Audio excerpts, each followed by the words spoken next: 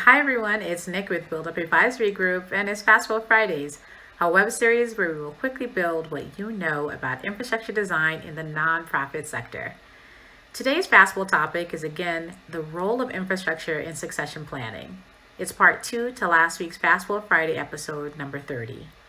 In that Fast Build Friday, we talked about the first 2 of 4 key elements that succession planning and succession plans need to allow organizations to continue to show up consistently even if a key employee or leader leaves.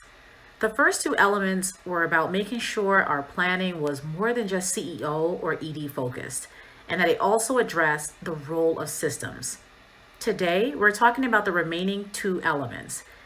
These are the elements that I think make succession planning and plans sticky, so to speak. So they make the succession plan stick around and have application well beyond the tenure of the drafters of the plan. The third element is that we need to focus on our internal pipeline of people. We often aren't focused on the pipeline it takes to make a succession plan effective. Instead, we determine the effectiveness of the plan based primarily on who's currently there. We tailor the plan to the individuals that we can see and don't think longer term about creating a pipeline or ladder to the role we're engaged in succession planning for as part of the plan. So we say things like, oh, we don't know what we'll do if so-and-so leaves.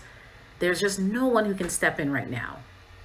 And then we go back to focusing on how we might recruit for the role or which other senior leader from another area within the organization can step into that role temporarily.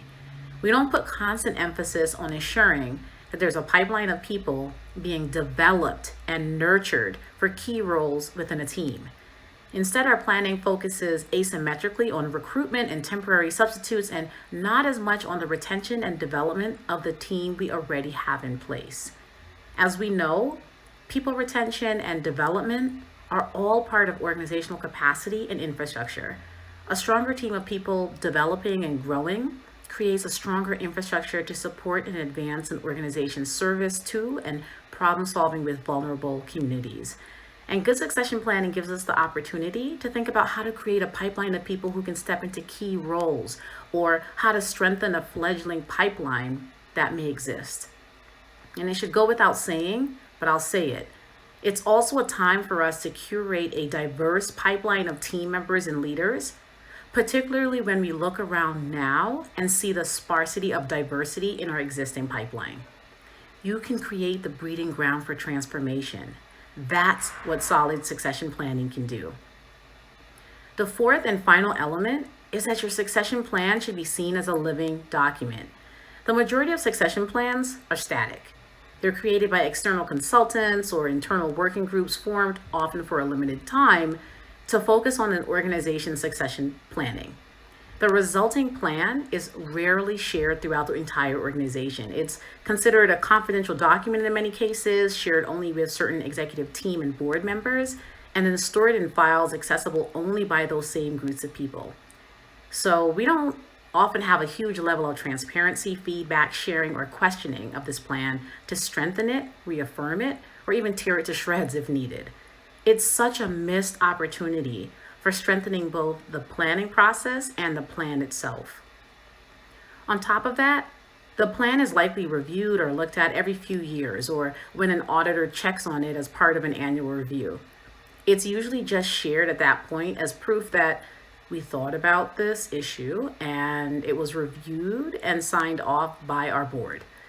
The plan is not regularly examined, probed, or questioned, and as a result, we fail to strengthen infrastructure, organizational capacity, and ultimately succession planning itself by not seeing these plans as living documents that work well for organization within particular stages of their development.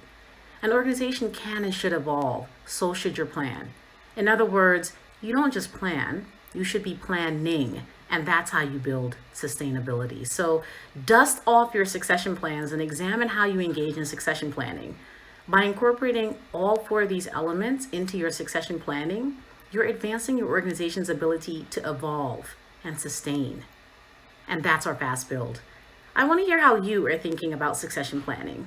I would love to hear from you and about your experience in the comments below. Thanks for watching. Have a wonderful weekend and keep building bravely.